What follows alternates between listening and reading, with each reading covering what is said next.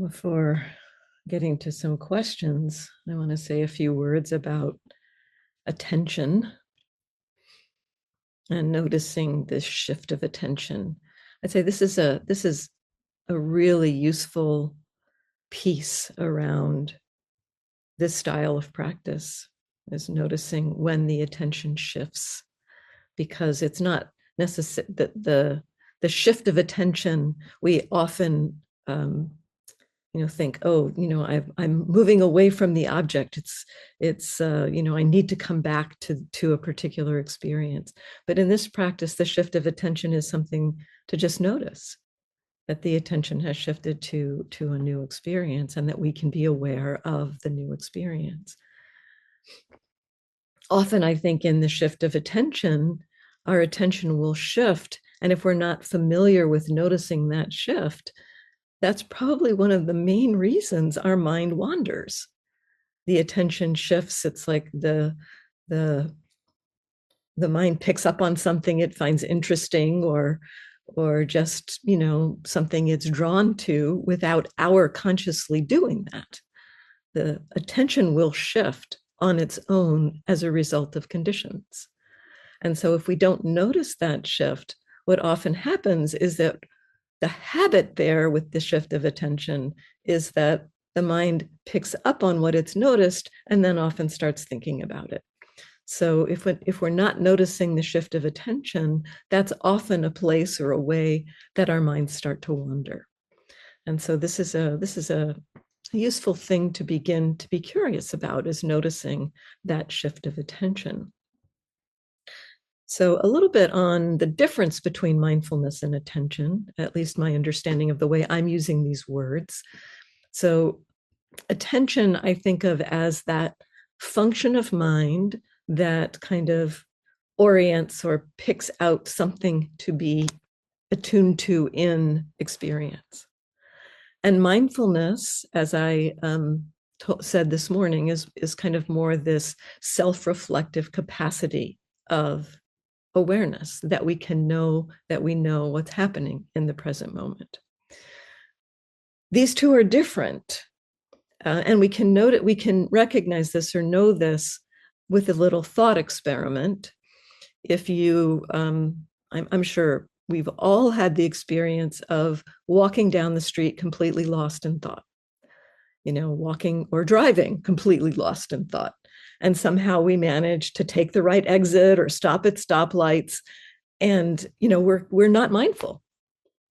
Mindfulness isn't there. We're not aware of what's happening, not consciously aware of experience, but something is paying attention. The factor of attention is paying attention. Seeing is happening, hearing is happening, and attention is happening. And our habits of mind take care of us to navigate things when we're not mindful.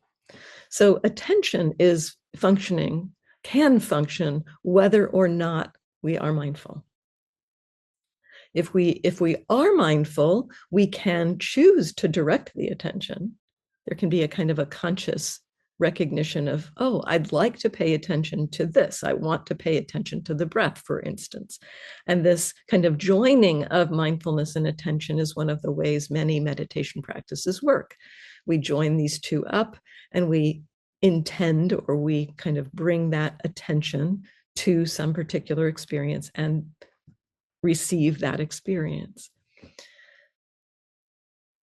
I used to think that if I wasn't choosing what the object was, that it meant I wasn't being mindful. This was before I understood these are two different functions of mind. And so this is a key point to this style of practice. What we can explore here is settling back and just receiving. This factor of attention will, through conditions, choose something to attend to. So this factor of attention can be consciously directed and aimed, as I said before. If we're not consciously directing and aiming the attention, conditions will aim the attention. And there's a lot of things that might affect this. Like if you're out for a walk, and this is I did want to speak about this a little bit this afternoon. If you're out for a walk, bringing mindfulness to being outside, being out in a moving posture. When we're walking, there's a lot of information coming in. There's the seeing, there's the sounds coming in, there's the body moving, there's thoughts, there's emotions, there's all kinds of things going on. But one thing that often happens is that when we're walking, our attention will get drawn to something. If there's movement, like if there's a squirrel that jumps out from the bushes, it's kind of like automatic, our attention will go there. This is conditioned. This is a natural function of our system to attend to things when there's movement. A shift of color or something, a change of color can also do this. If we walk by something and suddenly there's a burst of color that we walk by, that too can draw our attention. If you look at this, if you're curious about this, you'll see that you're not necessarily doing this. The attention shifts to that through the conditions. There's been the movement and the attention shifts.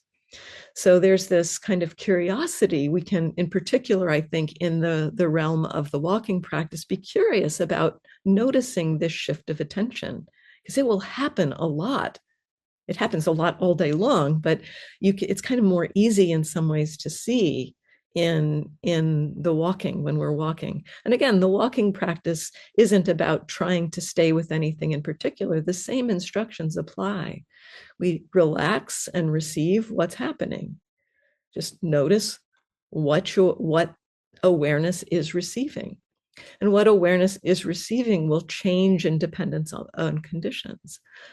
That attention will shift to something. And so we can get curious about watching the shift of attention. The same thing is true for hearing, for instance. If a motorcycle goes by, the attention may shift to the sound of the motorcycle. It may even look in that direction. Again, that's a kind of a loud sound can not only draw the hearing, but can also draw the visual orientation. So again, to just be curious about the conditions that lead to a shift of attention. And I'd say playing with this in informal times and walking, when you're taking a walk, for instance, just playing with noticing this shift of attention. This also happens in our sitting practice. If we happen to be noticing something in the body and a dog barks outside, again, quite naturally, the attention will orient to the sudden arising of a sound. This is just the way our systems are designed. And so again, to notice the attention has shifted, that we were experiencing something in our body, perhaps a sensation of pulsing or tingling, and suddenly we're listening, we're hearing the dog barking. And so that shift, we can be curious about not only that there's a new object, but the kind of quality of what it feels like for the attention to shift. Because this attentional shift is a function of our minds. And it's something that we can notice. We can feel that shift of attention. The first way we'll notice it is by seeing there's a new object, that I was paying attention to this body sensation and suddenly I'm paying attention to the dog barking. And you don't have to go back and try to feel into that shift of attention in that moment. Just notice the new object. Again, we're not trying to stay with any one experience. We're exploring the possibility of just receiving. Very much what we're seeing through this receptive process is the conditioning of our minds unfolding. All of our mental and physical processes are conditioned. And if we just settle back and witness what's happening, those processes don't stop. They continue. And a lot of the continuation is some of the habits of our mind, the ways we resist things or hold on to things. So we get to see that. We get to see what we orient to, what the attention naturally orients to. At one point, one of my teachers pointed me to just letting go of directing the attention. This was after I'd been doing the Mahasi practice for a while, and the teacher was suggesting I shift to open awareness practice. And he said, just let go of, staying with any one thing and just notice where the attention goes. And what I noticed when I did that was every single thing my attention landed on was unpleasant. And I after a few minutes of this, I reported this back to him. I said, this cannot be simply random. This has got to be the habit of my mind that is kind of doing this. It was fascinating to me that that's what my mind oriented to. It wasn't me doing it. It wasn't me saying, I want to look for unpleasant things. When I relaxed, that was the tendency of mind that I saw, to orient towards the unpleasant. And I now understand much more clearly that as someone who's had a lot of orientation around aversion, that the aversive mind tends to orient towards the unpleasant because the aversive mind thinks getting rid of the unpleasant is what's going to make me happy. So I'll orient to the unpleasant. It's like, oh, there's something unpleasant. Let me get rid of that. Oh, there's something unpleasant. Let me get rid of that. So just continually looking for the next unpleasant thing to make myself safe from unpleasant things. Kind of silly, but that's what the mind was doing.